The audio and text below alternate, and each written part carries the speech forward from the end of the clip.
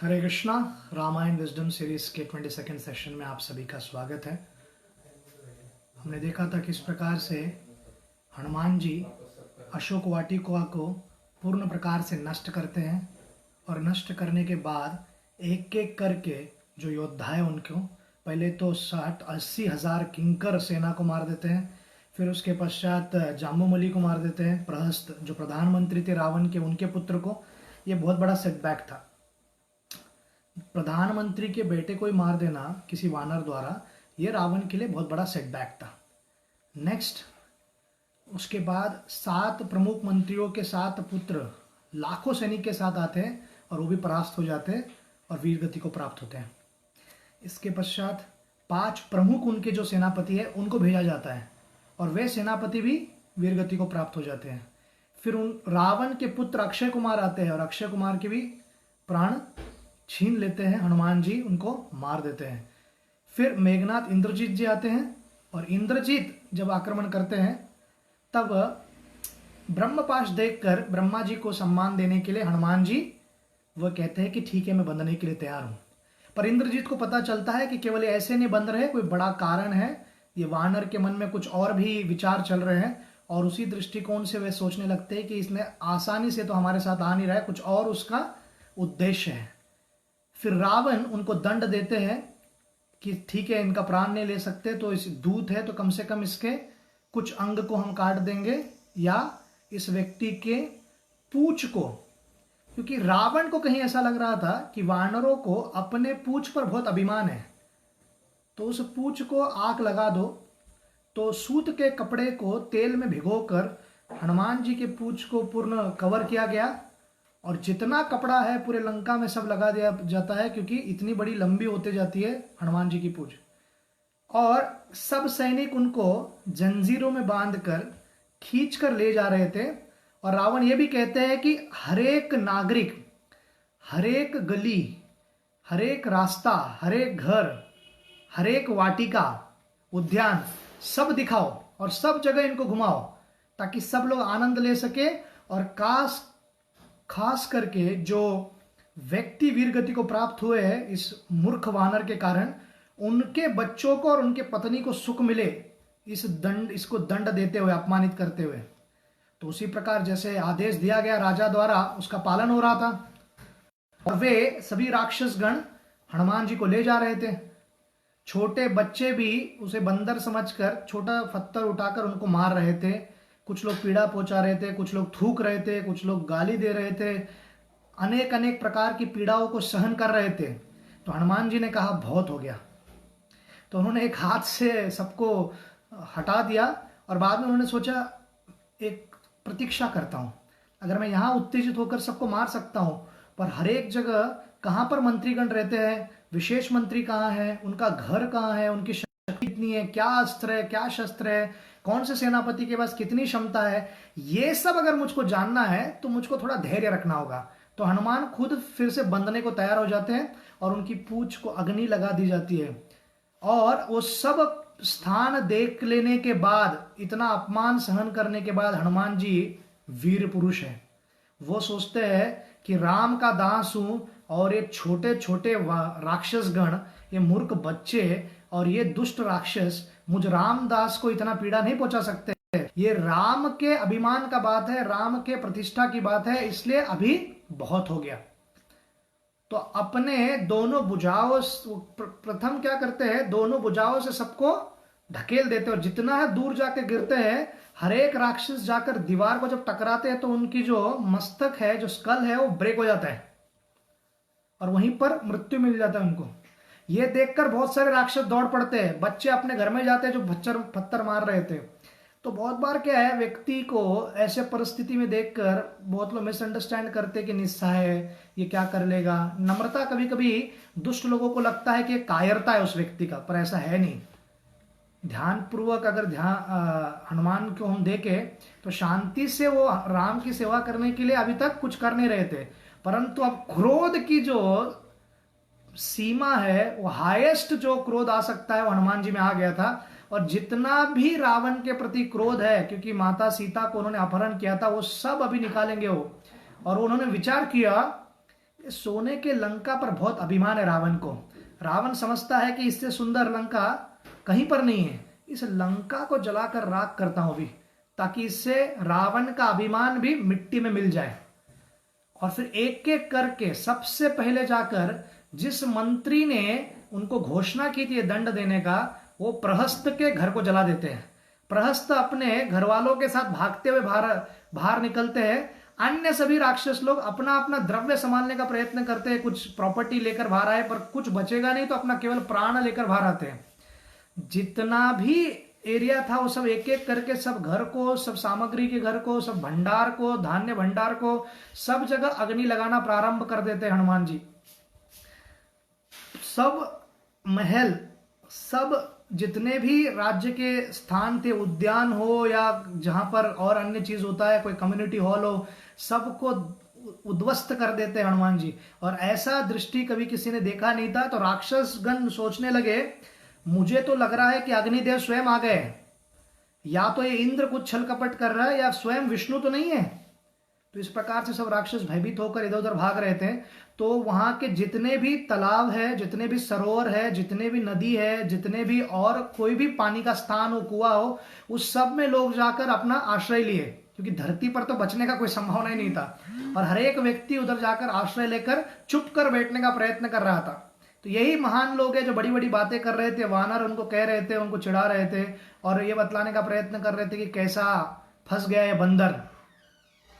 तो ये पूरा जो हम सुन रहे हैं, इसको सुंदरकांड कहा जाता है, वाल्मीकि ऋषि द्वारा रचित ये रामायण में। परंतु रावण को लग रहा था ये बंदर का कांड है, तो उनको लगता था ये केवल बंदर है। तो केवल परसेप्शन होता है, चेतना होता है देखने का। तो पूरी लंका को अग्नि लगा देते हैं और केवल अभी बचा है रावण का एक घर, और विभीषण का जो घर था उसको छोड़ देते हैं। क्यों? क्योंकि हनुमान जी विचार करते हैं कि जहां पर धर्म का स्थान हो, जैसे कि अयोध्या हो या कोई अन्य राजा हो जहां पर धर्म का पूर्ण पालन किया जाता है, मिथिला प्रदेश हो, जनक महाराज का राज्य हो, तो वहां पर धर्म को देखना आसान है, सरल है। पर जहां पर धर्म बिल्कुल नहीं है, थोड़ा बहुत धर्म को वहां पर देख लेना यह भी सरल है। पर जहां पर अधर्म पूर्ण रूप से हो लंका के जैसा, और वहां पर अधर्म देखना यह शुद्ध भक्त का लक्षण है। तो इस अधर्म के शहर में हनुमान जी ने विभीषण में धर्म के धार्मिक व्यक्ति को देखा, और उनके लिए, क्योंकि उन्होंने कुछ उनकी सेवा की थी, जब लंका नरेश कहते हैं कि इनको मृत्यु दंड हो, तो विभीषण ही एकमात्र व्यक्ति है जिन्होंने इसके विरोध किया और हनुमान जी का प्राण बचाया, कार्य करने को दिया नहीं। हनुमान जी मरते नहीं थे रावण से, परंतु एटलीस्ट वो होने नहीं दिया। तो विभीषण के लिए उनको कृतज्ञता थी। भक्तों का कॉन्शियसनेस या चेतना इस प्रकार होता है, छोटा से छोटा कार्य अगर कोई वैष्णव कर दे, कोई व्यक्ति करे, तो उनको स्मरण रखते हैं, वो भूलते नहीं है, सदैव याद रखते हैं और उनको उसके प्रति कृपा भी प्रदान करते हैं। तो ये जो है आदान प्रदान कर रहे हैं, और विभीषण के घर को कुछ नहीं होता है। फिर जो रावण का विचार था कि इनके अभिमान को मिटा दूंगा, रावण का ऐसा मानना था कि इनके पूंछ पर बहुत अभिमान है, और हनुमान जी को पता था कि इनको अपने लंका पर बहुत अभिमान है, तो मैं इसके लंका को उद्ध्वस्त करता हूं ताकि इनका अभिमान का कार्य पूर्ण हो जाए। और हनुमान जी ऊपर की ओर देखते हैं कि त्रिकुट पर्वत पर जो शिखर पर जो महल अभी तक बचा हुआ है, तो कूद कर वहां पर जाते हैं और उस रावण के महल को भी आग में परिवर्तित कर देते हैं। रावण और अन्य लोग निकलते हैं बाहर, प्रयत्न करते हैं अपने प्राण को बचाने के लिए। सब कुछ वो लंका की जो शहर थी वो गोल्ड का बना हुआ था, सोने का, और सब मेल्ट हो रहा था, पिघल रहा था। तो ऐसे समझो कि एक बहर है, नदी की तरह बहर है सोना। काश किसी को ऐसा शहर कहीं मिल जाए, पिघलता हुआ सोना देखने का मौका मिल जाए। लोगों को तो गोल्ड माइन भी पता नहीं होता है, बहुत सीक्रेसी में काम करते हैं। गोल्ड माइन कोई कोयले की खान की तरह नहीं है कि सब लोग आ जाओ और देख कर जाओ, तो बहुत सीक्रेट तरीके से उसका माइनिंग वगैरह होता है। दूसरा, वो सोचते थे कि ये सीख सिखाते हैं आचार्यगण कि लंका और रावण ये लिमिटेड है, इनका शौर्य, इनकी ख्याति, इनका ऐश्वर्य प्राण के साथ और समय के साथ नष्ट होगा। पर राम जी का जो वैभव है, राम जी का जो धाम है, राम जी की जो भक्ति है वो अनलिमिटेड है। इसलिए हनुमान जी बताने का प्रयत्न कर रहे थे कि लिमिटेड कितना भी प्रयत्न क्यों ना करें, वो एक दिन समाप्त होगा। और तीसरा बता रहे थे कि रावण जी, इस लंका दहन से हम क्या सीख सकते हैं। रावण हमेशा समझते थे कि ये जो देवता है ये सब मेरे नियंत्रण में है, ये सब लोग मेरे अंडर कार्य करते हैं, मुझसे भयभीत रहते हैं। तो हनुमान जी उनको बताना चाहते थे कि एक वानर तुम्हारे पूरे लंका को उद्ध्वस्त कर दिया, बाकी देवताओं के बारे में क्या सोच रहे हो। मेरे वानर, मेरे साधारण राम की सेना का, सुग्रीव की सेना का एक साधारण सा मैं वानर हूं। तो उस महान राम को समझिए और उनके नियंत्रण को समझिए और उनका आश्रय लीजिए। चौथा वो बताते हैं कि रामचंद्र ने हनुमान जी को एक आयुर्वेदिक डॉक्टर के समान वहां पर भेजा था। तो आयुर्वेदा में एक ऐसा है कि सोना और मणि, रत्न मणि जो होते हैं, उनका भस्म से अगर कुछ उपाय किया जाए तो आयुर्वेद में बहुत उसको महान माना जाता है। तो किसी के पास होता नहीं, इसलिए कोई कर नहीं पाता है। तो यहां पर वो आयुर्वेद से क्या उपाय करना चाह रहे थे, वो जो रोगी है रावण, और उसका रोग क्या है, उसका रोग है आसक्ति और काम वासना। कामुक व्यक्ति है, दुनिया भर के सभी सुंदरियों को लाकर रावण ने लंका में रख दिया था, परंतु उसकी तृप्ति नहीं हो रही थी, वो संतुष्ट नहीं हो रहा था। वो चाहता था कि और अन्य स्त्रियों को लाए और किसी की धर्म पत्नी और यहां तक कि भगवान श्री रामचंद्र की पत्नी को ले आने का उसने दुस्साहस किया, और उसी के कारण ये सब हो रहा है। अब वे रावण जो है, वो रावण और रामचंद्र के दृष्टिकोण को समझने का प्रयत्न कीजिए कि कैसा उनका अप्रोच है।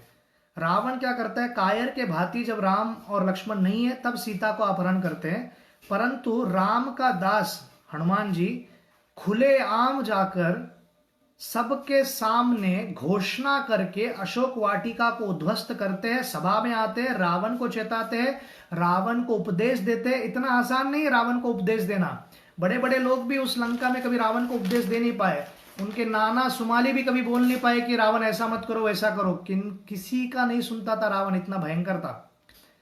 तो हनुमान जी जब कह रहे हैं और उनको उपदेश दिया और इतना ये भी बताया कि आप नष्ट हो जाओगे, आपकी पूरी लंका उद्ध्वस्त हो जाएगी, तो बहुत हिम्मत चाहिए। और उसके बाद उन्होंने करके भी दिखाया। अब छठा जो हम सीख सकते हैं इससे यह है कि अग्नि जो है ना, वैदिक सभ्यता में हर चीज की चेतना है। जैसे मैंने पहाड़, हिमालय वो पर्वत है, पर उसके एक व्यक्ति भी है हिमवान करके।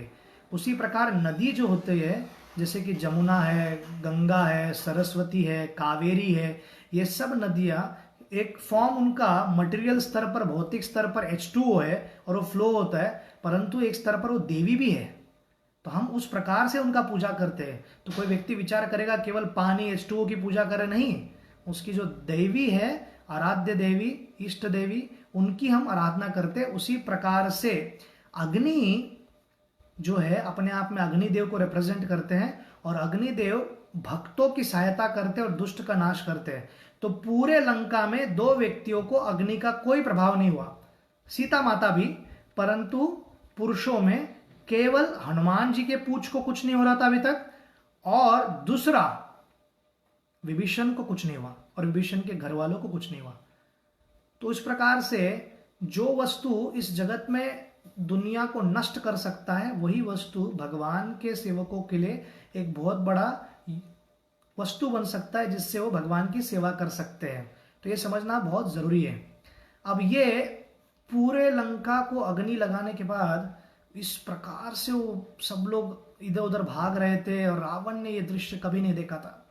रावण को ऐसा कोई इतिहास में दूर दूर तक कभी स्मरण नहीं आ रहा, ऐसा कभी हुआ रहेगा। वो समझ ही नहीं पा रहे थे कि बंदर क्या कर दिया, वो अभी तक उस शौक से बाहर नहीं आ रहे हैं। तो हमारे जो हनुमान जी है वो कूदते हैं, और कूद के समुद्र के पास जाते हैं और अपने पूंछ को समुद्र में डालते हैं ताकि उसको बुझा सके अग्नि को। फिर हनुमान जी विचार करना प्रारंभ करते हैं। पूरे ये प्रसंग में मुझे थोड़ा भी ऐसा नहीं लग रहा था कि ये जो पूंछ है मेरी, कुछ जल रहा है तो उसका जलन हो रहा है, या कुछ दर्द हो रहा है, तो कुछ भी मुझे ऐसा कभी अनुभव नहीं हुआ। तब उनको स्मरण आता है कि मैं राम जी की सेवा कर रहा था, तो राम जी के कृपा के अलावा ये हो ही नहीं सकता है। और जहां तक मेरे पिता पवन देव उन्होंने पूरी सहायता की, क्योंकि 40 प्रकार के जितने भी वायु है जो शास्त्रों में दिए वो सब फुल दिशा में बह रही थी, जिससे कि हेल्प मिले हनुमान को कि ये पूरा जल के राखी हो जाए। अन्यथा आपने अग्नि कहीं लगा दी है, परंतु हवा तेज नहीं है तो इतना फैलता नहीं है, पर पवन देव ने पूरी मदद की, यहां तक कि अग्निदेव सहायता कर रहे थे। फिर इंद्र वर्षा हो रही थी तो इंद्रदेव पर बहुत गुस्सा हुआ हनुमान जी, और उन्होंने कहा बाकी सब लोग सहायता कर रहे हैं, इंद्र का क्या चल रहा है। तो इंद्र उनके सामने आकर कहते हैं, अरे हनुमान, अरे पवन पुत्र, और कुछ विचार मत करो, ये जल नहीं था, एक ऐसे लिक्विड को मैं यहाँ पर गिरा रहा था बारिश के रूप में जो अग्नि को और बढ़ाता है, तो मैं क्यों नहीं चाहूंगा कि रावण की लंका जल जाए। और इंद्र फिर तुरंत रावण के डर से फिर लुप्त अपने पुनः अपने लोक जाते हैं देवलोक में। अब ये सब करते उत्साह में पहली बार हनुमान जी को ऐसा लगा कि मैंने कुछ सेवा कर दी, जो बढ़िया सेवा हो गया, और बहुत खुश थे, कुछ राम के लिए कुछ किया उन्होंने। पर उसी क्षण वो सोचने लगे, दूसरे क्षण, क्या मूर्ख हूं मैं, कितना दुष्ट हूं मैं, क्रोध के आवेश में आकर मैंने इतना बड़ा अपराध कर दिया, मैं ऐसे कैसे कर सकता हूं। मुझे थोड़ी देर भी सोचे नहीं, और वानर की बुद्धि होने के कारण वानर जैसा ही व्यवहार रहा मेरा। और वे कहने लगे, सीता भी तो है लंका में, पूरी अशोक वाटिका जल गई होगी, माता सीता को आहत हो गया होगा, और सीता माता इतनी कोमल है, वो कैसे अपने आप को बचा पाएंगे। और फिर वो ये ऐसे सोच ही रहे थे, और वो विचार करने लगे कि सीता को मैंने पाया, सीता से मैंने उनकी चूड़ामणि भी लिया जाके राम को बता सकूं, ये तो इतनी सुखद बात है, परंतु जब रामचंद्र को बताऊंगा कि किस प्रकार मेरी मूर्खता के कारण पूरा विनाश हो गया लंका का और सीता माता का भी ये हो गया, तो राम जी मुझे छोड़ेंगे, राम स्वयं भी उनका प्राण निकल जाएगा, लक्ष्मण प्राण त्याग देंगे, भरत त्याग देंगे, शत्रुघ्न त्याग देंगे, उनकी माताएं त्याग देंगे, फिर सुग्रीव अपना प्राण त्याग देंगे। ऐसे करते करते सभी लोग का विनाश हो जाएगा और इस धरती का पूरा विनाश होगा, और उसका कारण केवल और केवल मैं बंदर, मैं वानर।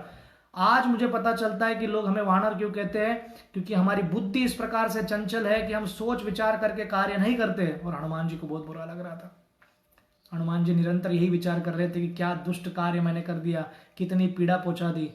तब गंधर्व और किन्नर और चरणधर लोग जो है, विद्याधर, वे आते और कहते हैं, चिंता मत करो हनुमान, सीता माता सुरक्षित है, सीता माता आपके लिए प्रार्थना कर रही थी, आप चिंता मत करो। और वो उनको कुछ नहीं हुआ है, अग्नि उनके आसपास भी नहीं आया है। तो आचार्यगण बताते हैं कि सीता माता का जो तप है और सीता माता जी का जो सत्य के प्रति निष्ठा है और सीता माता का जो समर्पण है राम के प्रति, वो इसके कारण अग्नि उनके पास आ ही नहीं सकता है, वो अग्नि से भी तेज है। तो वे दिया को जलाकर सीता माता, ये विद्याधर लोग कहते हैं कि आपके लिए प्रार्थना कर रही थी, इसी के कारण आपका जो पूछ है वो आपको अग्नि नहीं दे रहा था, और आपको स्मरण भी होगा हनुमान कि बर्फ के भांति आपको लग रहा था। तो हनुमान जी ने कहा बिल्कुल ऐसा लग रहा था, फिर भी मैंने अग्नि है तो उसको बुझाना है करके मैंने समुद्र में पूछ डाल दिया, पर मुझे कभी भी ऐसा नहीं लगा, मुझे लगा कोई बर्फ का एक गोला लेकर पीछे लगा दिया है। तो खुशी खुशी उसने पूरा इधर से वहां कूदते हुए हनुमान जी ने पूरी लंका की दहन कर दी थी। तो इस प्रकार वो सीता के पास अशोक वाटिका में पुनः जाते हैं, सीता माता को नमस्कार करते हैं, उनको फिर कहते हैं कि माता आपकी क्या सेवा करूं। माता उनको देखकर प्रसन्न होती है और कहती है, हनुमान एक और दिन रुक जाओ, आपको देखकर ही मेरे में आशा बढ़ती है, इन राक्षसियों को, अन्य लोगों का संग करने में मेरे को कोई इच्छा नहीं है, ये इतने प्रताड़ना मुझको देते हैं, इतना दुख है, कृपा करके आप रुक जाओ। हनुमान जी उनके भावनाओं को समझते हैं, पर उनको ये भी पता है कि इन्होंने मुझको 1 महीने का समय दिया है और ऑलरेडी 1 दिन निकल गया है, इतने कम समय में इतनी बड़ी सेना को यहाँ समुद्र को लांग कर लाना, क्योंकि सब लोग तो आ नहीं सकते, और फिर आकर रावण से युद्ध लड़ना और युद्ध में रावण को हराना और फिर सीता माता को ले जाना, इतना कोई ये साधारण चीज नहीं था। तो हनुमान जी ने इस पर विचार किया और कहा, माता मुझे आशीर्वाद दो। तो जाते वक्त पुनः याद दिलाई सीता माता ने कि 1 महीने के अंदर उनको आना चाहिए, नहीं तो उनके वियोग में अपने प्राण को मैं त्याग दूंगी। तो हनुमान जी ने कहा, माता आप निश्चिंत रहिए, जैसे ही मैं राम जी को बताऊंगा वो तुरंत ही यहाँ पर आएंगे और दुष्ट रावण का संहार कर देंगे। तो सीता माता उनको अनेक अनेक प्रकार के आशीर्वाद देते हैं, उनमें से वो बताते हैं कि आप शक्तिमान होइए, आप में शांति आएगी, आप शीलवान बनिए। फिर उसके बाद वो कहते हैं कि आप चिरंजीव रहिए, शाश्वत रहिए, परंतु एक और गुण वो कहते हैं जो हम क्लास के अंत में बताएंगे, जिसके कारण वो सबसे प्रिय था हनुमान का और उनके मुख पर प्रसन्नता लाता है। ये सब भौतिक जो भी मिल रहा है, सौंदर्य हो, ये हो, शाश्वत रहे, चिरंजीव रहूं और युवापन रहे, मेरा शरीर अच्छा रहे, ये सब ठीक है, पर हनुमान को इस सब में इंटरेस्ट नहीं था। जो सातवां चीज उन्होंने कहा उसमें ज्यादा उनकी रुचि थी। अब वो सीता माता का आशीर्वाद लेकर हवा से आकाश की दिशा से उड़ते हुए जाते हैं और आकर अरिष्ट पर्वत पर अपने चरण रखते हैं और अरिष्ट पर्वत को टेक ऑफ बोर्ड की तरह रखते हो और अपने पैरों को जोर से प्रेशर देकर, तो महेंद्र पर्वत ने किसी प्रकार से संभाल लिया, पर अरिष्ट पर्वत तो जब जोर से पाव को दबाया हनुमान जी ने, उनके प्रेशर के कारण पूरा पर्वत नीचे आते हुए मिट्टी जैसा प्लेन सरफेस हो गया। जैसे लंका को मिट्टी में मिला दिया हनुमान ने, लंका के नरेश रावण के अभिमान को मिट्टी में मिला दिया, राख बना दिया पूरे उनके अभिमान को। उसी प्रकार इस अरिष्ट पर्वत जिस पे बहुत अभिमान था लंका के नरेश रावण को, उसको भी उन्होंने मिट्टी में मिला दिया। और उड़ते हुए जब वो जा रहे थे तो तेजी से जा रहे, पर उन्होंने अब इतना सब एस्टेब्लिश करने के बाद इतना बड़ा कार्य किया है, समझो आपने, अगर कोई व्यक्ति स्पाई है भारत का, रॉ एजेंसी का, और वो गया इस्लामाबाद और वहां पे जाने के बाद जो कार्य करना था, जो नरेंद्र मोदी ने उनको सेवा दी थी या अजीत डोवल ने दिया था, एनएसए के एडवाइजरी काउंसिल के अध्यक्ष, तो वो जो व्यक्ति है उनका कार्य करने के बाद, और 2 साल रहकर आया हो इस्लामाबाद में बिना पाकिस्तानी लोगों को पता चलते हुए, और सब इंफॉर्मेशन लेकर जब आ रहे हैं, तो व्यक्ति इंफॉर्मेशन देने में कितना खुश रहेगा, वो कहीं रुकेगा, किसका बात सुनेगा? बिल्कुल नहीं। पर हनुमान जी को पता है कि उनका सेवा हो गया है, परंतु वो हमारा सेवा का भाव, या कोई भी और अन्य वैष्णवों ने थोड़ा बहुत सेवा किया उसको भूला नहीं। वैष्णव का गुण क्या है? केवल राम नहीं, केवल भगवान नहीं, भगवान के जितने सारे भक्त हैं उनको भी उतना सम्मान करना, उनको भी उतना सेवा करने का भाव हनुमान जी में था। तो मेनक पर्वत को देखते और कहते हैं, मेनक पर्वत आपने मुझे यहाँ पर रुकने की सेवा दी थी, आपको मैंने कहा था कि आते वक्त मैं प्रयास करूंगा, परंतु कृपा करके मुझे क्षमा कर दीजिए। मुझे पता नहीं था कि सीता माता केवल 1 महीने का अवधि देंगे, वहाँ की परिस्थिति मुझे पता नहीं थी, इसलिए मैंने आपको कहा कि मैं आपके यहाँ पर आकर थोड़ा विश्राम करूंगा। मैं केवल चरण रखता हूँ, इस पर स्पर्श करने से आप खुश हो जाइए। मेनक पर्वत कहते हैं कि आपको पूरा आशीर्वाद है मारुति, आपने जो कार्य किया है आज तक किसी भी व्यक्ति ने नहीं किया है। लंका को जलते हुए देखकर हमारे अंदर इतनी प्रसन्नता है कि पूछो मत। वो दुष्ट रावण का अंत का प्रारंभ हो गया है और सभी देवता, सभी लोग आपसे संतुष्ट है और आपको पूर्ण रूप से प्रचुर मात्रा में आशीर्वाद दे रहे हैं।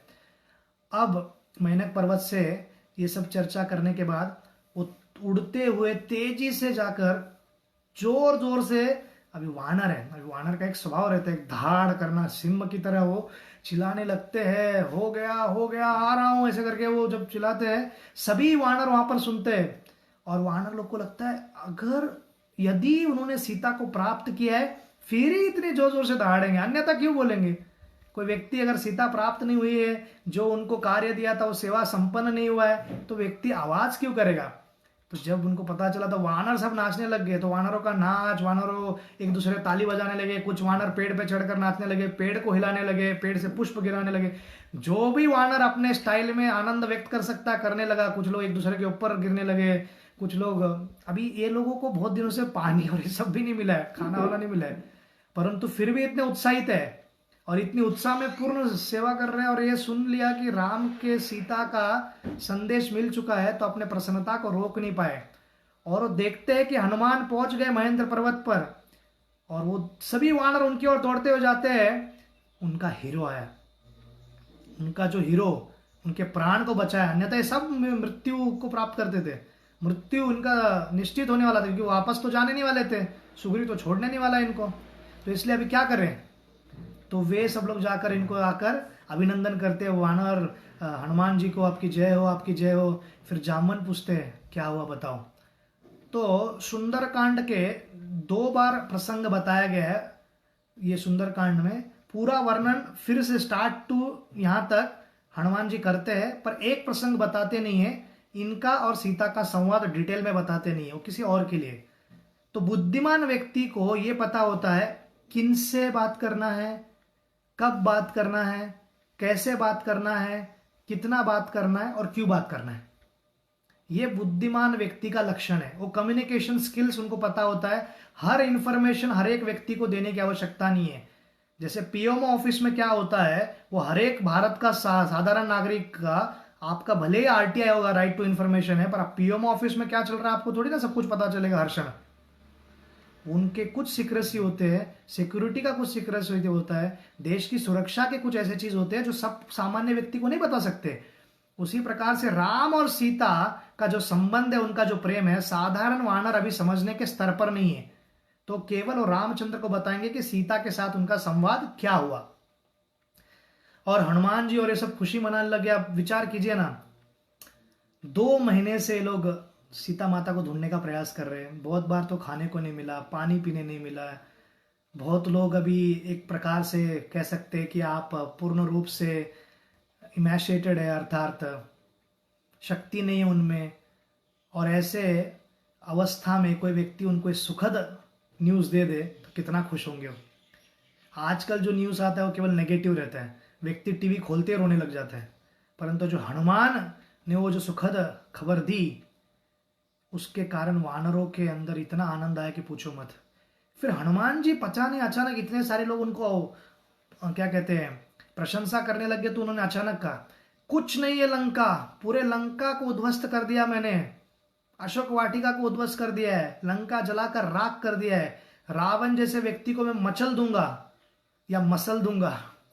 और वे कहते हैं कि हम सब जाते हैं अभी, और अभी अशोक वाटिका जाकर सीता माता को ले आते हैं, और सीता माता को जाकर राम जी को भेंट करके देते हैं।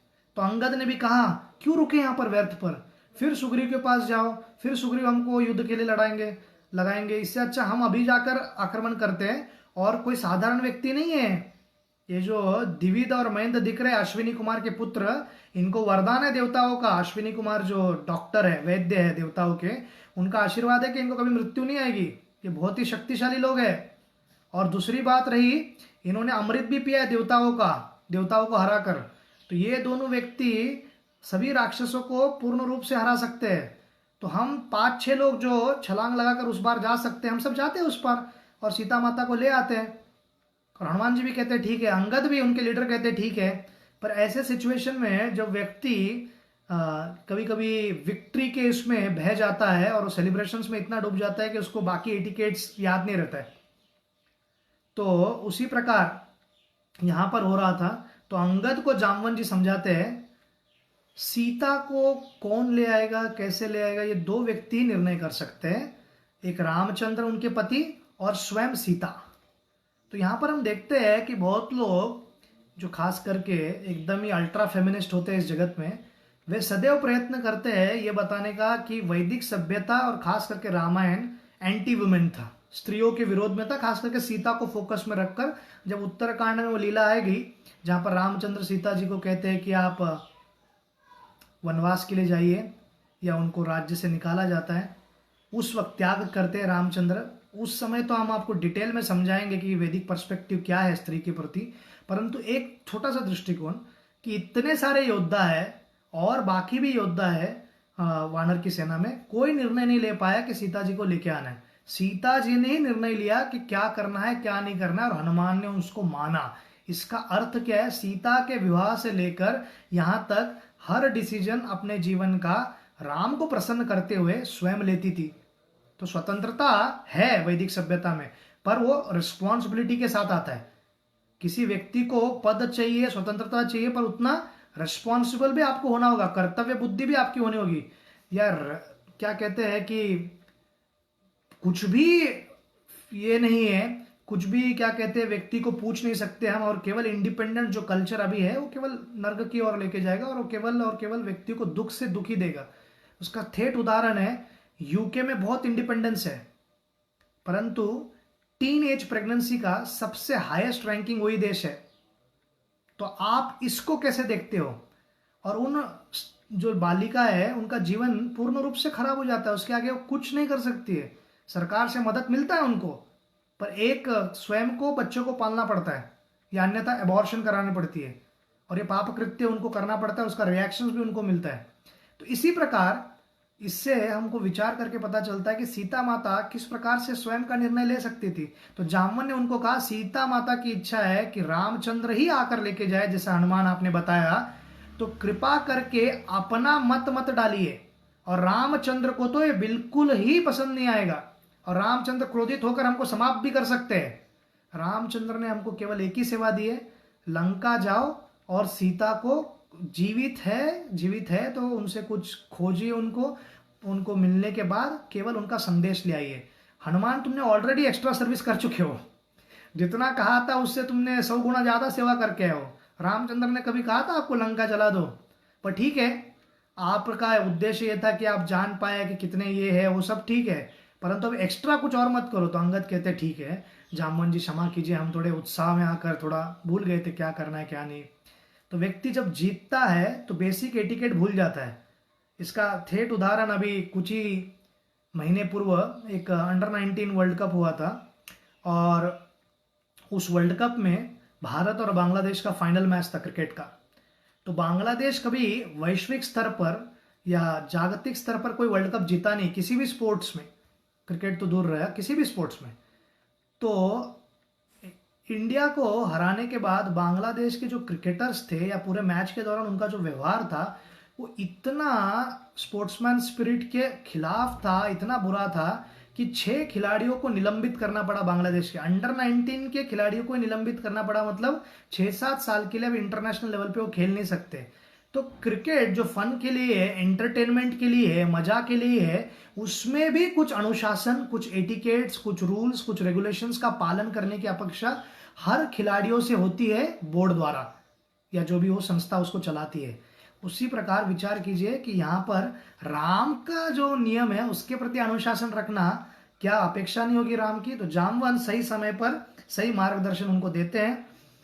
अब सब वानर लोग जब किष्किंधा के दिशा में जा रहे थे तो किष्किंधा के बॉर्डर पर ही उनको कुछ सुगंध आने लगता है। अभी 2 महीने बीत गए थे, कुछ खाने को नहीं मिला था, कुछ और अन्य चीज नहीं मिले थे, अभी शहद की खुशबू आ गई, और वानर को शहद बहुत पसंद है। तो इस मधु का जैसे ही सुगंध आया, और वो पूरे वन का नाम था मधुवन, और वो मधुवन ब्रह्मा जी ने दिया था।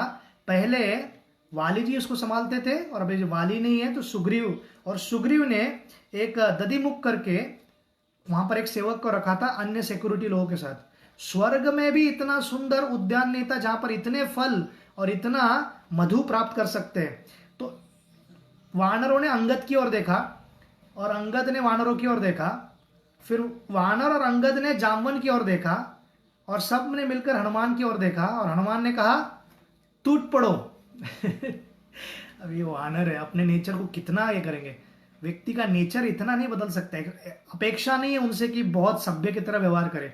तो सब लोग एक साथ टूट पड़े, और सब जितने भी फल है, जो खाना है नहीं खाना है, सब तोड़ तोड़ के पेड़ से गिराने लगे और खाने लगे। फिर मधु पीकर उनको इतना नशा चढ़ गया, क्योंकि अति मधु पीते आपको अनुभव होगा, अगर किसी ने पिया है ज्यादा तो इंटॉक्सिकेटिंग हो।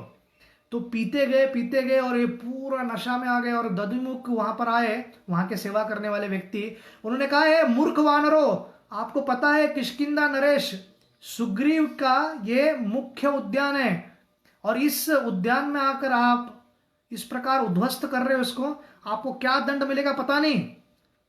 तो कोई बात उनका सुन नहीं रहा था। अभी जब फोकस उनका खाने पे है तो बाकी कोई चिल्लाओ कुछ करो, हमको क्या फर्क पड़ता है। फिर उन्होंने उनको और बुरा शब्द कहा, कुछ नहीं बोला उन्होंने।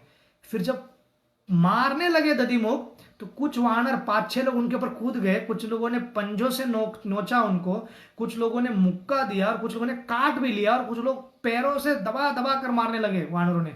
तो दधिमुख की इतनी दर्द, इतनी दयनीय अवस्था हो गई, दधिमुख सोचने लगा, मैं अपनी सेवा कर रहा हूँ, मुझे क्यों मार रहे हैं वानर? तो मुझे लग रहा है किष्किंधा वाले ही है, सुग्रीव से डर नहीं लगता है उनको, ये उनका फेवरेट गार्डन है, और यहाँ पर आकर इस प्रकार का दुष्ट कार्य कर रहे हो।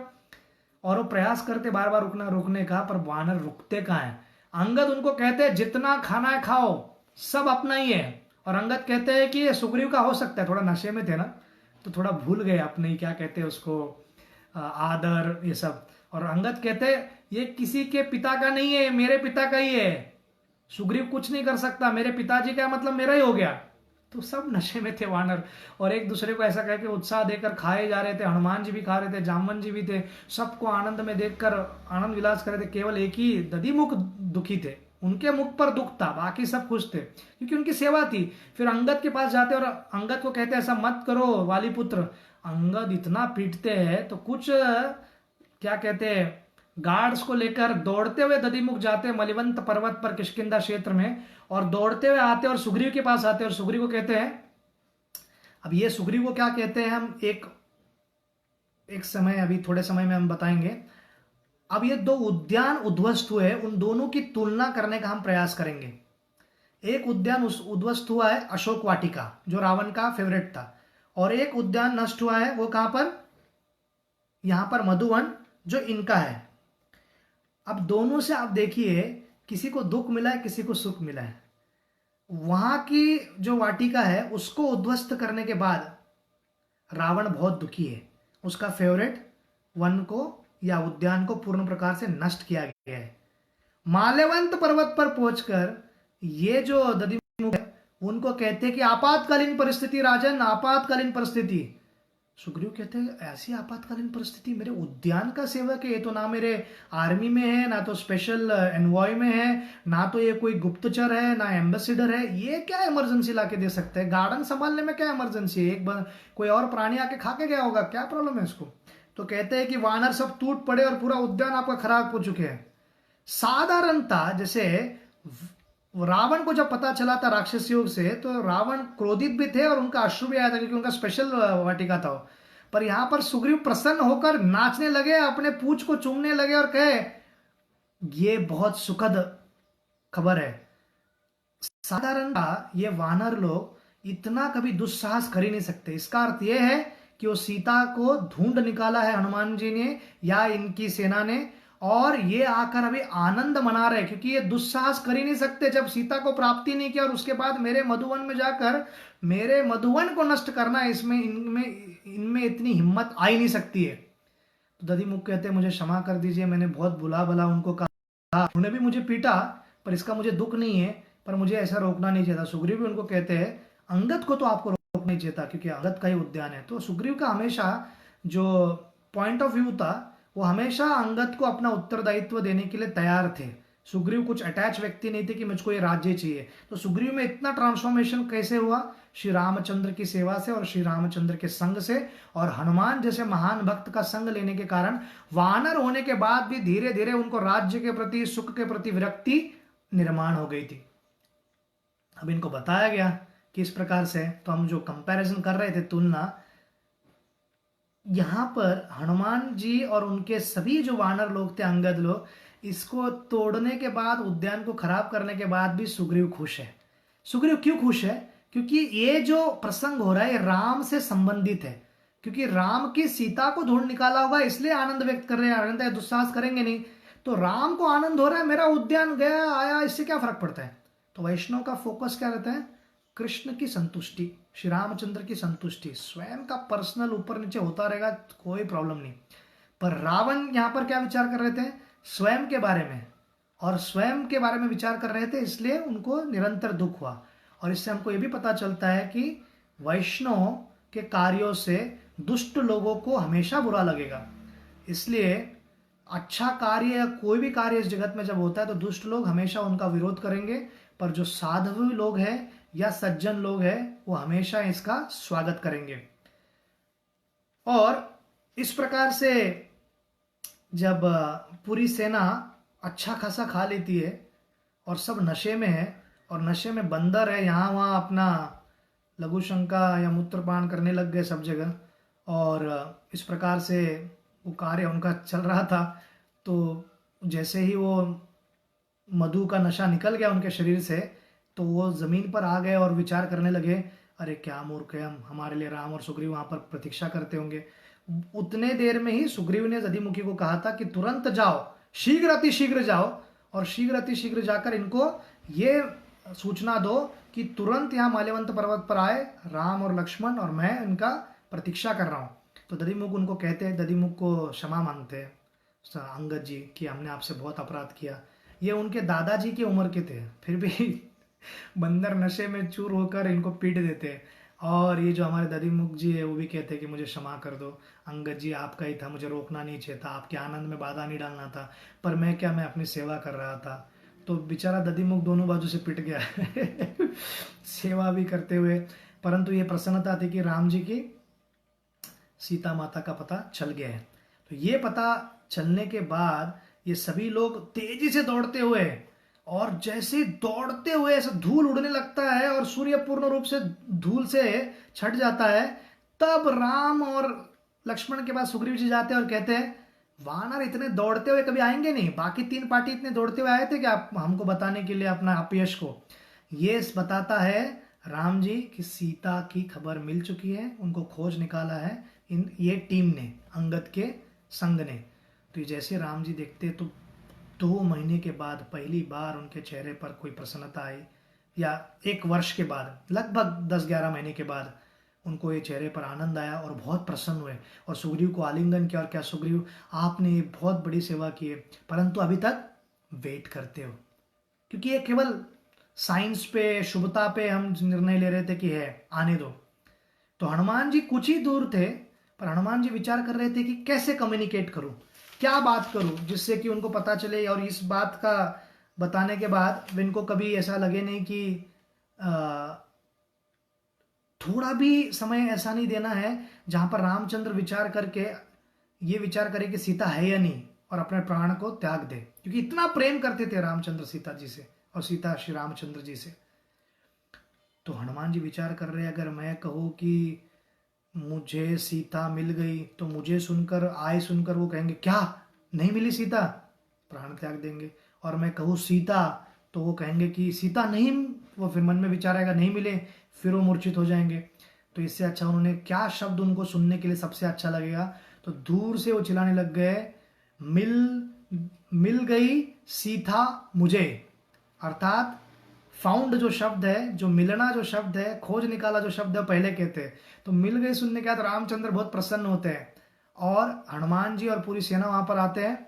और यहां पर आप देखोगे हनुमान जी वहां पर पहुंच गए, उनकी पूरी वानर सेना पहुंच गई, पर वानर सेना इतना उत्साह में थे और कहने लगे राम जी मैं आपको बताता हूं क्या हुआ ना, हम ढूंढते ढूंढते इतनी पीड़ा, सब जगह पीने को पानी नहीं, खाने को कुछ नहीं, हम स्वयं प्रभा के गुफा में गए, फिर यहाँ पर स्वयं प्रभा के कारण हमको कुछ मिला, फिर हमारी परिस्थिति, फिर हमको संपत्ति मिला, जटायु का भाई, फिर हम समुद्र के तट पर गए, हमको कुछ समझ में नहीं आ रहा था, फिर हनुमान जी वहां पर गए, हनुमान जी ने फिर लंका पर अशोक वाटिका में गए, अशोक वाटिका में सब राक्षसों का संहार किया, अधिकतर लोगों का, 2.5 लाख सैनिकों को, राक्षस सैनिकों को मारा, उनके पुत्र, रावण के पुत्र अक्षय को मार दिया।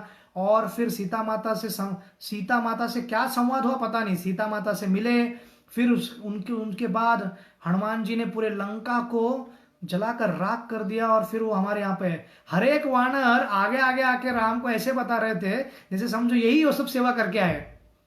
तो टीम वर्क का फायदा क्या रहता है कि हर एक व्यक्ति एक दूसरे से जलता नहीं है, और एक कोई तो लीडर होता है।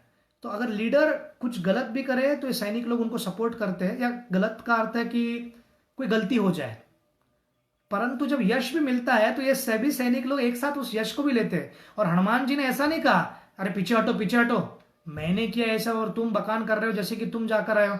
सब डरे हुए थे, वहां पर प्राण देने का, त्याग करने का बात कर रहे थे, स्वयं प्रभा के गुफा में जाकर उधर आनंद लेने का बात कर रहे थे। और अंगद तुम बड़ा ही मार रहे हो अपना, तुम तो वहां पर जाने के लिए भी तैयार नहीं थे, मैंने सब किया है। हाँ मेरा नाम हनुमान है, राम जी मेरा बात सुनेंगे आप। तो साधारणतः भौतिक जगत में जो जॉब हो, कॉर्पोरेट हो, एजुकेशन का फील्ड हो, फैमिली हो, क्रेडिट लेने के लिए लोग पागल है।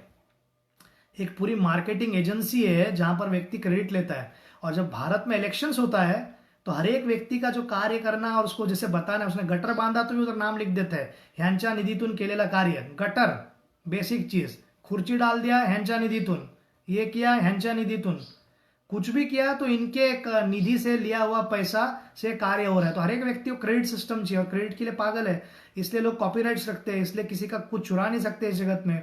ऐसा वातावरण में आप विचार कीजिए, रामायण में क्या है कि हनुमान जी आगे नहीं जा रहे, बहुत धक्का देने के बाद जामवन और अन्य चीज, फिर हनुमान जी आगे जाते हैं और हनुमान जी अपना हाथ जोड़कर खड़ा रहते हैं। हनुमान जी ये नहीं कहते और राम कैसा ना, मैं बहुत मेहनत किया और वहां पहुंच गया, और इतना सरल नहीं था, बहुत मेहनत किया और सीता माता का ऐसा है वैसा नहीं, मुंह खुलते ही नहीं, हाथ जोड़कर सर को ऐसा नीचे रखकर खड़े हैं, जब तक राम का आदेश नहीं मुंह तक नहीं खोलते। फिर उसके बाद राम जो उनका है वो पूछने लगते हैं, सब शांत हो जाता है। राम पूछते हैं, सीता जीवित है क्या? अभी वानरों से सुना था, पर जिस व्यक्ति ने कार्य किया उनसे सुनते हैं। वो कहते हैं बिल्कुल है, पर उनके प्राण कभी निकल जाएंगे पता नहीं, क्योंकि आपके वियोग में आपके प्रति उनका निष्ठा, आपके प्रति उनका समर्पण मैंने कभी नहीं देखा है प्रभु। ऐसी पतिव्रता नारी को मैंने कभी नहीं देखा है, और आपसे बहुत प्रेम करते हो। रावण के कितने भी प्रलोभन क्यों ना आए, वो दुष्ट 700 राक्षसी जो उनको प्रताड़ित देती है, दिन रात उनको समस्या प्रदान करती है और अन्य प्रकार से उनको चोट पहुंचाती है, फिर भी इतना सब होने के बाद, मानसिक चोट हो या शारीरिक चोट हो, ये सब सुनने के बाद भी वो कभी आपके प्रति उनका श्रद्धा नहीं गया, प्रश्न कभी नहीं आया, परंतु प्रेम वश वो पूछते हैं कि कितना समय हो गया, क्यों नहीं आ रहे? तो वो पूछते हैं और क्या कहा उन्होंने? तो उन्होंने फिर हनुमान जी बताते हैं, आपको स्मरण होगा चित्रकूट में जब आप उनके साथ थे, वहाँ पर जो इंद्र के पुत्र है जयंत काकासुर के रूप में आए थे और कव्वे कव्वे के रूप में आकर सीता माता को चोट पहुंचा रहे थे, तो आपने कुशा का एक तिनका लेकर ब्रह्मास्त्र बना पर उनका आक्रमण किया था। आपका उन्होंने आपका करुणा निदान, आपका आश्रय लिया और आपने उनको क्षमा कर दिया, क्योंकि वो हमेशा आप करते हो। और फिर उनके, क्योंकि ब्रह्मास्त्र फिर वापस नहीं आ सकता, तो उनके आपने केवल एक नेत्र को फोड़ दिया था। तो आपको स्मरण है ये? तो देखते ये तो मुझे और केवल सीता को पता है, लक्ष्मण को भी नहीं पता है। लक्ष्मण भी कहते हैं हाँ भैया मुझे पता ही नहीं। फिर उनको कन्विंस हो जाता है कि सीता जी है। फिर पूछते और क्या कहा? फिर वो बताते हैं कि आपको पता है कि आप एक बार आपकी जो अंगूठी थी वो कैसे आप दोनों एक दूसरे को जुड़ा पाए अयोध्या में। देखिए आप और सीता माता बहुत दिन से बात नहीं कर रहे थे, आपका कुछ मनमुटाव हुआ था, आप झगड़ा हुआ था आपका, और सीता माता एक दिन अंगूठी को नीचे गिराने का नाटक करती है, गिरने का, और वो कहती है कि किसी को दिखा क्या, किसी को दिखा क्या। आप दौड़ते हुए गए और आपने वो अंगूठी उनको दिया और उनको पहनाया, और आप उनके मुख को देखते रह गए, और इस प्रकार आप एकत्रित हुए। वही अंगूठी फिर से सीता माता को और आपको मिलाने में सहायता करेगा। मैंने वो अंगूठी उनको दिखाई, सीता माता बहुत प्रसन्न हुई, और उसके बाद सीता माता ने आपके बारे में पूछा, तो मैंने उनको बतलाया कि किस प्रकार से आप वियोग की भावना में तड़प रहे हो, और वियोग की भावना में आप सीता माता का निरंतर चिंतन करते हो। ऐसा नहीं कि सीता माता आपको भूल गए क्योंकि आप क्षत्रिय हो, उनको लग रहा था कि आप और अन्य स्त्रियों से भी विवाह कर सकते हो, वो धर्म है। तो ये सब कहने के बाद सीता माता को थोड़ा आशा आया। फिर उसके बाद मैंने अशोक वाटिका को ध्वस्त किया और पूरी लंका को जला दी। वो कहते हैं कि कुछ और दिया उन्होंने कहा, एक और प्रसंग बताया उन्होंने कि जब आप वन में थे दंडकारण्य में, तो एक बार कुमकुम जो है, जो सिंदूर लगाया जाता है, वो सिंदूर मिट गया था सीता माता के यहाँ पर माथे पर।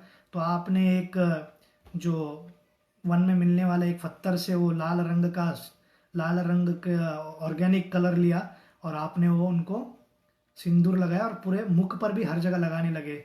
ये देखकर उनको बहुत आनंद आया और सीता माता और आप एक दूसरे को देखते रह गए। ये कहने के बाद राम जी रोने लग गए, अश्रु बहाने लग गए, और उनको सीता माता का स्मरण होने लगा। और फिर उसके बाद उन्होंने कहा कुछ और दिया उन्होंने वस्तु, तो उन्होंने वो चूड़ामणि दिखाया जो सीता माता ने दिया था, जो केवल रामचंद्र को और सीता देवी को और जनक महाराज और उनकी माँ को और दशरथ महाराज को पता था। तो देखते ही चूड़ामणि जैसे हाथ में लिए, राम और भाव में चले गए, व्याकुल हो गए, नेत्रों से अश्रु बिना रुकावट के बहने लगा। लक्ष्मण जी भी रोने लगे। लक्ष्मण जी को बताया देखते हो आप? तो उन्होंने कहा कि प्रभु मुझे पता नहीं, ये तो सिर पर होता है। तो उन्होंने कहा नहीं माता का है। तो उसको पता नहीं है सिर पर कैसे डालते, क्योंकि चरण देखते थे। तो उन्होंने हाथ जोड़कर उसको नमस्कार किया, उनका दंडवत किया, जैसे कि चरण को पकड़ा, जैसे कि सीता माता सामने हो। तो ऐसे भाव की अवस्था में राम जी अपने भार की चेतना में आए, और भार की चेतना में आने के बाद अब जो प्राइस मिलने वाला है, और जो मैंने कहा था एक 7वां वरदान जो उन्होंने आशीर्वाद दिया था, वो है आपको राम का प्रेम प्राप्त हो, असीमित राम का प्रेम प्राप्त हो, जो कि राम का प्रेम केवल सीता के पास था, और उनके जो निजी लक्ष्मण है और आगे जाके सुग्रीव को भी मिलेगा, वो हनुमान जी को कृपा मिला। अब क्या क्या परिवर्तन इनका हुआ, और रामचंद्र ने उनको प्रेम पूर्वक आलिंगन किया। हनुमान जी ने ऐसा विचार किया, राम मुझे छोड़े नहीं, अभी मेरा जीवन सफल हो गया, मेरे स्वामी मुझे मिल गए, सूर्य ने जो कहा था वो पूरा हो गया, और अभी वो आनंद ले रहे, और सब बाकी भक्त लोग भी खुश है। अभी ऐसा इंडिविजुअली राम प्रैक्टिकली पॉसिबल नहीं कि सब करोड़ों लोग जितने हैं उधर, मैंने आपको संख्या दिया था समुद्र 10 raised to 62, उतनी बड़ी सेना थी, 10 raised to 62 इंटू समथिंग, बहुत बड़ी, उतनी बड़ी सेना वहां पर थी। हर एक को रामचंद्र कहाँ आलिंगन करेंगे, 2 महीना आलिंगन करते करते कितने तो हजारों साल निकल जाएंगे पर्सनली। तो उन्होंने हनुमान जी को आलिंगन किया, तो सबने सोचा कि हमको ही आलिंगन किया। ना सुग्रीव को जलन हुआ, ना जामवन को जलन हुआ, ना अंगद के मन में द्वेष आया, ना द्विविद किसी के भी मन में नहीं। सब लोग हनुमान की सफलता के लिए और सेवा के लिए और रामचंद्र का आशीर्वाद देने के लिए प्रसन्न थे। इसलिए वानर सेना विजय प्राप्त कर पाएगी आगे जाकर लंका की सेना पर। क्यों? इनमें प्रेम है एक दूसरे के प्रति। यह है वैकुंठ का भाव, यह है अयोध्या का भाव, जहां पर स्पर्धा है, पर स्पर्धा किसी के प्रति द्वेष से नहीं है, किसी को नीचे खींचने के नहीं है। राम की सेवा के लिए स्पर्धा है, कौन और अच्छा सेवा कर सकता है, कौन और अच्छा सेवा कर सकता है, ऐसी स्पर्धा है। अब राम को फाइनल चीज बताते हैं, वो कहते हैं प्रभु, उन्होंने सीता माता ने बार बार दोहराया है, 1 महीने के अंदर आप नहीं आ पाए और रावण का वध कर कर आप उनको नहीं प्राप्त कर पाए, तो वो अपना प्राण त्याग देंगे। तो कुछ वानर विचार करते हैं, हनुमान जी लेकर क्यों नहीं आए, या सुग्रीव विचार करते हैं हनुमान जी लेकर क्यों नहीं आए, और लक्ष्मण भी विचार कर रहे हैं। तो हनुमान जी कहते हैं कि मैं जब उनको कहा कि आप मेरे पीठ पर बैठ कर आइए, तो उन्होंने अनेक अनेक कारण देने के प्रयत्न किए। बाद में उन्होंने आखिरकार कहा कि मेरे पति की प्रतिष्ठा है, लोग क्या कहेंगे आगे जाके इतिहासकार, कि रावण ने अपहरण किया और एक वानर वापस ले गया, राम के हाथ पे बैठे हुए थे, वन में फल खाते बैठ रहे थे, पति ने क्या किया। तो मेरे पति के प्रतिष्ठा को कुछ ना हो, और मैं कोई भी पराये पुरुष को स्पर्श नहीं करती हूँ। हालांकि मुझे पुत्र के रूप में कहते थे, राम ने भी हनुमान को उस दिन पहली बार कहा आओ पुत्र, फिर आलिंगन किया। तो माता भी पुत्र कहती थी, अभी रामचंद्र भी कहते हैं, तो हनुमान जी का लाइफ सक्सेसफुल हो गया। ये भक्त का लाइफ है। भक्त के जीवन में एक ही प्रसन्नता है, अगर खास करके हम गौड़िया वैष्णव संप्रदाय से भक्ति कर रहे हैं और भक्ति मूवमेंट में वैष्णव है, तो गुरु के मुख की प्रसन्नता।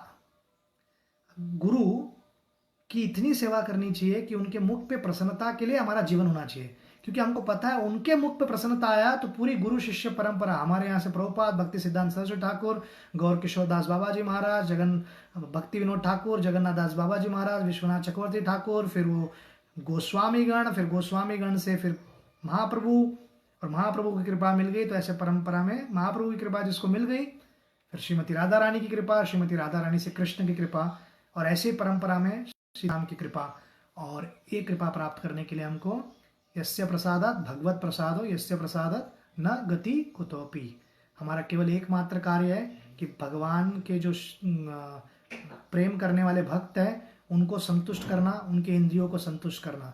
इस प्रकार हनुमान ने सीता माता को प्रसन्न किया, और सीता माता को प्रसन्न किया, श्री रामचंद्र को प्रसन्न किया, और हनुमान ने अपने जीवन को परिपूर्ण किया। तो सुंदरकांड इस प्रकार से यहाँ पर अंत होता है सुंदरकांड का।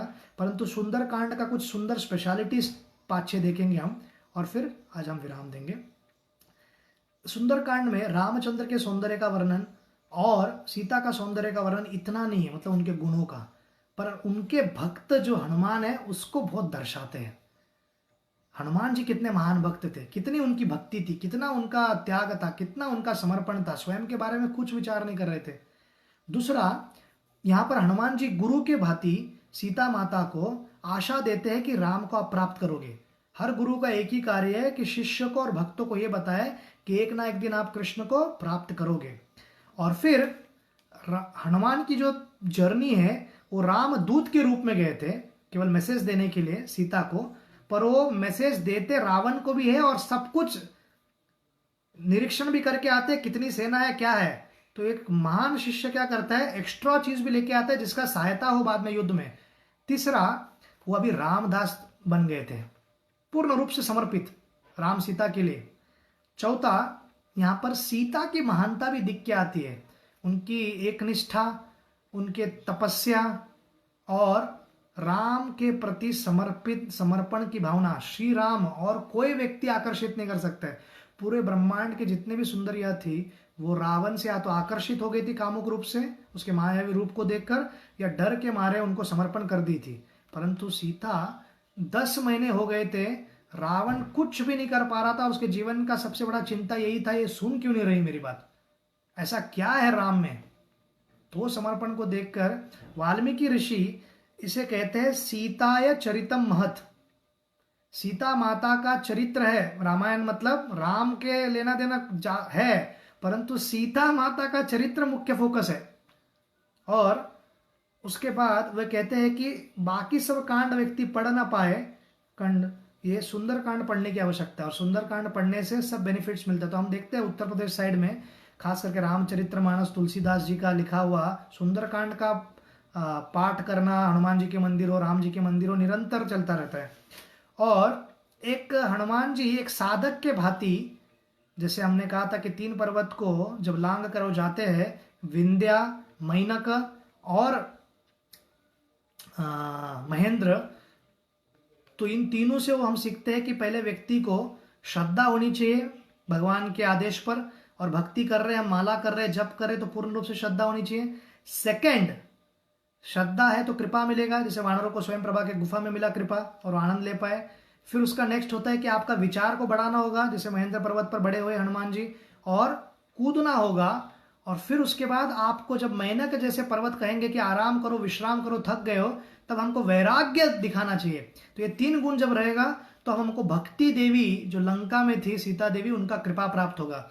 उसी प्रकार से व्यक्ति जब 2 कार्य करने का प्रयत्न करेंगे अपने जीवन में, तो हम कृष्ण को प्राप्त कर सकते हैं। वो है अटेंटिव चैंटिंग और अटेंटिव डीलिंग। ध्यान पूर्वक भगवान के नाम का जप करना, श्री रामचंद्र के कृष्णचंद्र के नाम का जप करना, हरे कृष्णा कृष्णा कृष्णा हरे हरे, हरे राम राम राम हरे हरे, इस महामंत्र का जप करना। और फिर वैष्णव के साथ ध्यान पूर्वक व्यवहार करना। सीता माता अपने परिस्थिति को हमेशा जब भी विचार करती थी दुर्गति क्यों हुई, तो कहती थी लक्ष्मण के प्रति अपराध, लक्ष्मण के प्रति अपराध। तो गुरु के प्रति अपराध, वैष्णव के प्रति अपराध, हमको हमेशा सचेत रहना चाहिए कि हमसे कभी हो नहीं। अब इसके आगे क्या होगा, रामचंद्र किस प्रकार से आक्रमण करेंगे, क्या मैल्यवंत पर्वत से ब्रह्मास्त्र तीर मारकर रावण को वध कर देंगे, या आगे क्या होने वाला है, वानर सेना क्या दिमाग लगाने वाले हैं, क्या वानर सेना सब लोग उड़कर जा सकते हैं लंका, बिल्कुल नहीं है। छलांग लगा सकते हैं, बिल्कुल नहीं है। तो फिर क्या 4-5 लोग ही जाकर लड़ेंगे।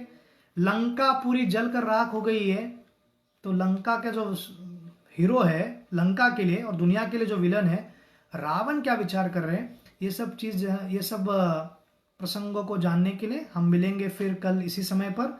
आप सबने ध्यानपूर्वक सुना, इसलिए आप सबका धन्यवाद। श्री रामचंद्र भगवान की जय, श्रील प्रभुपाद की जय। हरे कृष्णा।